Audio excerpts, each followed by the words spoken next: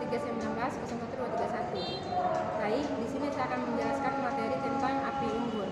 Api unggun diselenggarakan sebagai acara hiburan dengan suasana yang sukacita. Tujuan yang dilaksanakan kegiatan api unggun adalah untuk mendidik dan menumbuhkan keberanian serta kepercayaan diri anggota pramuka melalui acara berpentas. Kedua, fungsi api unggun. Yang pertama, mempererat persaudaraan. Dua, menumbuh kerjasama atau gotong royong. Tiga, menambah rasa keberanian dan kepercayaan diri. Empat, membuat suasana gembira dan kebebasan. Lima, mengembangkan bakat dan kreativitas. Enam, menumbuh disiplin bagi pelaku dan penonton. Selanjutnya, tata cara pelaksanaan api unggun. Tata cara pelaksanaan api unggun adalah sebagai berikut. Yang pertama, tempat diselenggarakan api unggun adalah medan terbuka berupa lapangan yang cukup luas, tanah kering dengan permukaan rata. Dua, apabila api unggun dilaksanakan pada lapangan berumput, maka di tempat yang direncanakan tersebut rumputnya dipindahkan terlebih dahulu untuk kemudian ditanam kembali setelah api unggun selesai. Tiga, tempat api unggun berbentuk lingkaran besar dengan api terletak di tengah.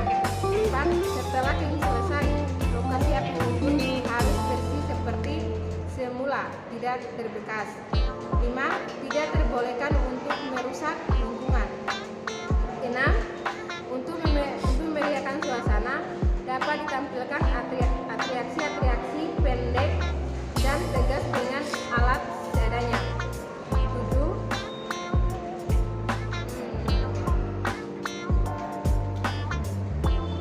Tujuh, tidak diperkenankan gaduh mengeluarkan yel-yel jika ada regu yang sedang berpentas.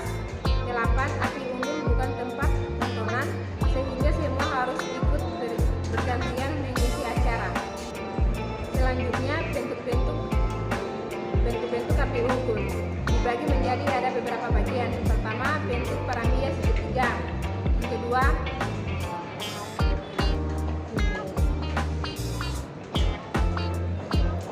bentuk piramida bujur sangkar. Ketiga, bentuk pagoda tegak. Empat, bentuk pagoda roboh. Dan terakhir, bentuk kursi. Selanjutnya, materi kedua, teknik menggambar. Teknik menggambar dibagi menjadi beberapa bagian. Yang pertama, peta lapangan.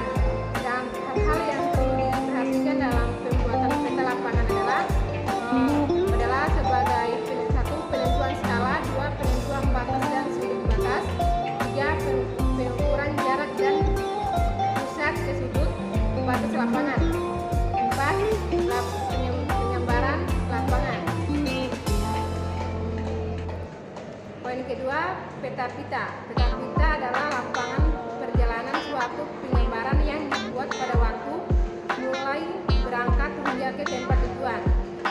Peralatan yang dipersiapkan dalam pembuatan peta pita adalah sebagai berikut. Yang pertama, pensil teknik 2B, penggaris panjang 3, kertas pita. 4, kompas titik. Yang terakhir, meja kerja. Hal-hal yang perlu diperhatikan dalam pembuatan peta pita. Yang pertama, penentuan skala. Hal ini. Yang kedua, pembuatan keterangan. Ketiga,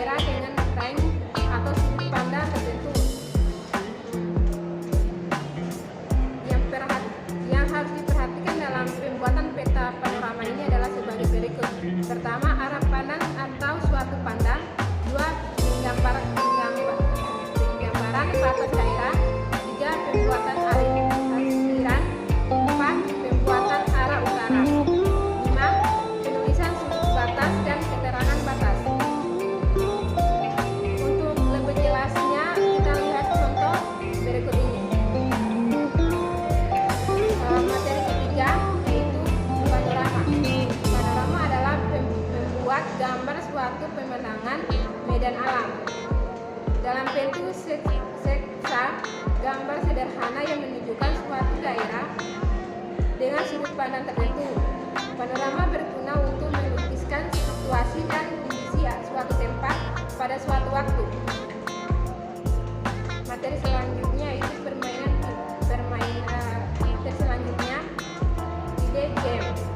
Ide game ini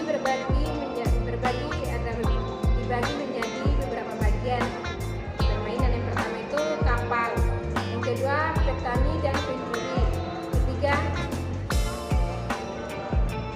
arung jeram, terakhir stick goyang, kelima baut barisan, enam cermin.